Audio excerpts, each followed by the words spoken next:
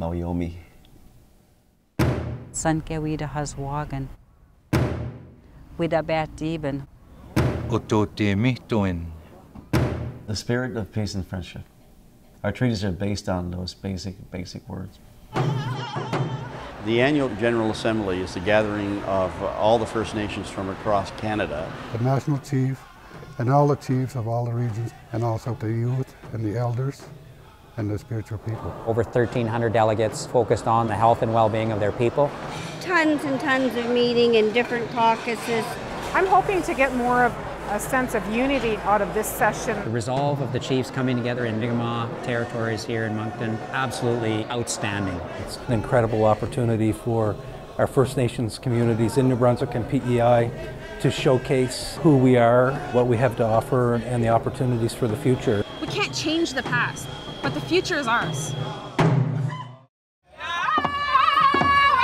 It was something that we wanted to do together to support the survival of Indigenous languages. To raise money and raise awareness. Language experts say that of the 52 First Nations languages in Canada, that really only 3 of those languages are poised to survive with full fluency into the future. So that's a cause for real concern, because this is an important part of the cultural heritage of this country. I joined up in Edmundston. We landed in Riverview. We came roaring in there with our motorcycles and the cameras and everything blaring. It felt great, especially when we had a string of 11 bikes. We had a reception by local leaders, our youth, and our staff people from the Assembly of First Nations. That was really powerful. I'm positive in my heart that we can have our languages back.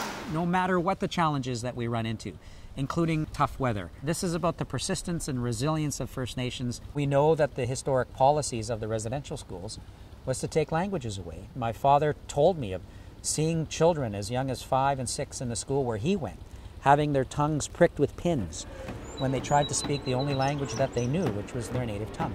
Now it's incumbent on us as First Nations to work hard to save our languages, but we're also reaching out to Canadians for support to save them.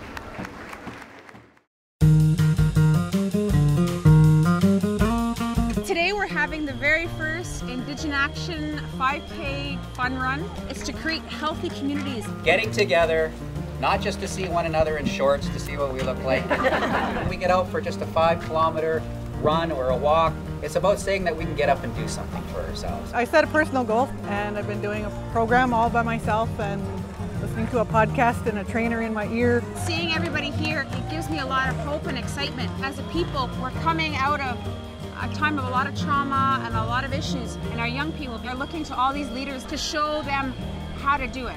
And by running today, they're setting a great example. I welcome you to our Mi'kmaq territory, and I certainly am honored by your presence. The executive meeting runs the operations of the Assembly of First Nations. It's chaired by National Chief Aglio with the representatives from across country. We talk about our regional issues and try to get some common issues that we can work together on.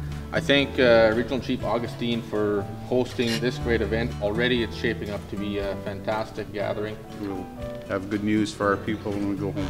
Looking forward to the work that we have to do as we lead our people to bigger and better places. With that, I would invite a resolution to adopt the agenda.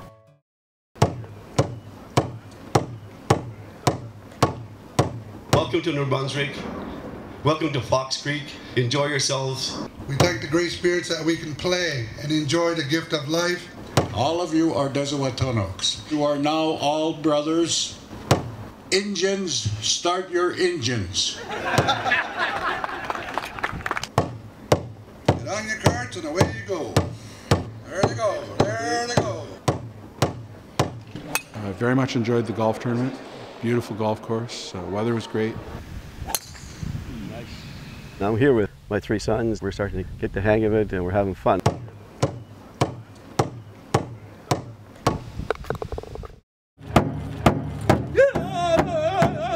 The powwow is a time for all nations to come together and celebrate. Creator, I thank you for this beautiful gathering. Our grandmothers and grandfathers always say that the heartbeat of our nation is from the drum. The fire drum was a gift from the Creator. It's alive, and you have to have respect for it. My brothers and I, we sing from the heart, and whatever we sing It's from our ancestors. The songs themselves, they were given to people through dreams, through visions. Nobody made up those songs, so they're real spiritual songs. It's about passing down traditions, the information, so that it's never forgotten. There's some 2-year-olds, 3-year-olds that are out there and they're stumbling around, but they're out there dancing and they're having a beautiful time. When I'm up there dancing, it comes from my heart. And I'm in the zone, and I love being in that zone.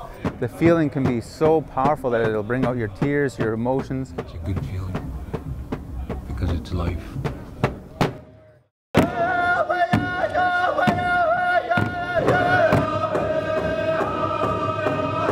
Our time together here is critical to discuss our work and set out strategies to build healthier, stronger, and safer communities for our people, from education to health, community safety, environment, residential schools, lands, child welfare, and governance.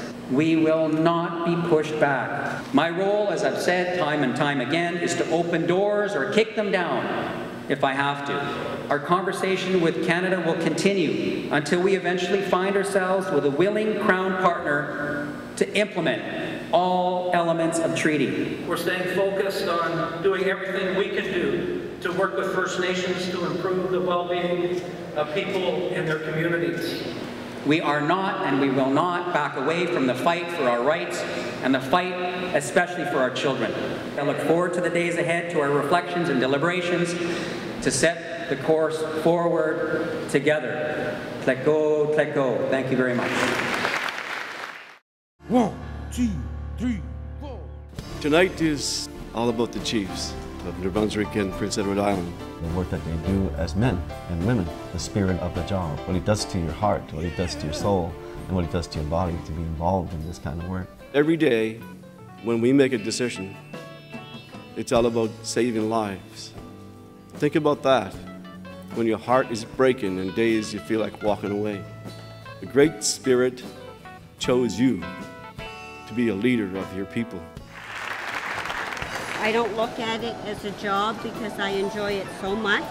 I got my awards. I can't even describe how I felt.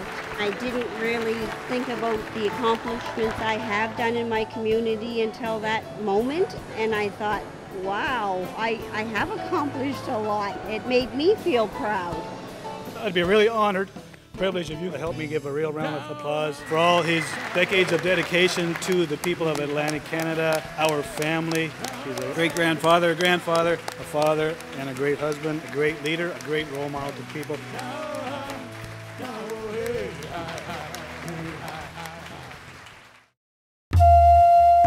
The sunrise ceremony this morning was very, very powerful. We invited the people that have been traveling from all the directions to come and join us in ceremony.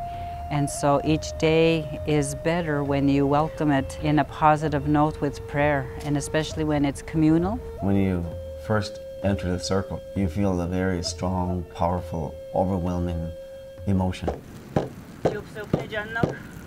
For all our children.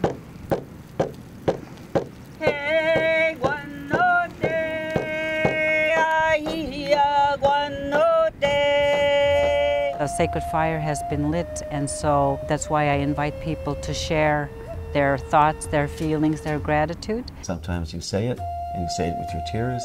You can say it with words that goes out to the universe, and the healing begins. It means a lot to me to finally be in this direction. I was there with my chief. I presented a wampum belt. We smudged it, and I received an eagle feather for being a youth, for taking on that role. I was really proud and honored. This was a feast for spirits this morning, and everybody's spirit has been fed, well fed with everything that happened.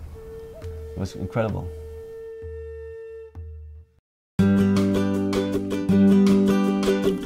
Oh, tonight we're going to have everything under the sun, even buffalo jerky. Okay, how about this regional chief getting us all together and serving up the lobster?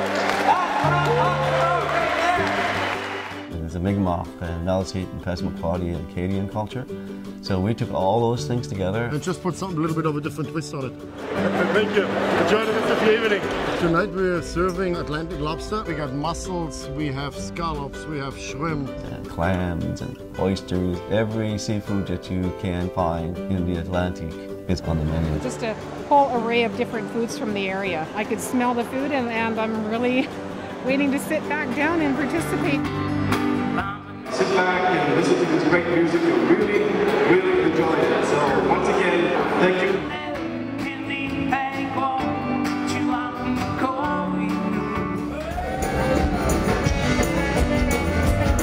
The host is sending us away in a good way, bringing us together for a send-off. Everybody's still having a good time? It's the end. Everyone is released from their duties and responsibilities. Just a bit of a celebration before we head home.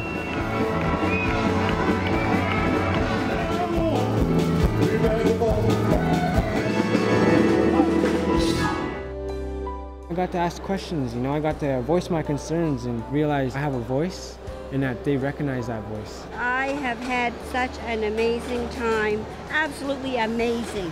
You can feel that, you feel the energy, and it's an honor and a privilege. We're very proud of what we did this year. I want to say, well, Alan, I'm very thankful for the hospitality that Regional Chief Augustine and all his friends and colleagues have offered us. It was definitely an honor to be able to be a part of it and look forward to next year. In Mi'kmaq, there's no word such as goodbye. It's just simple as up the motus. I'll see you again.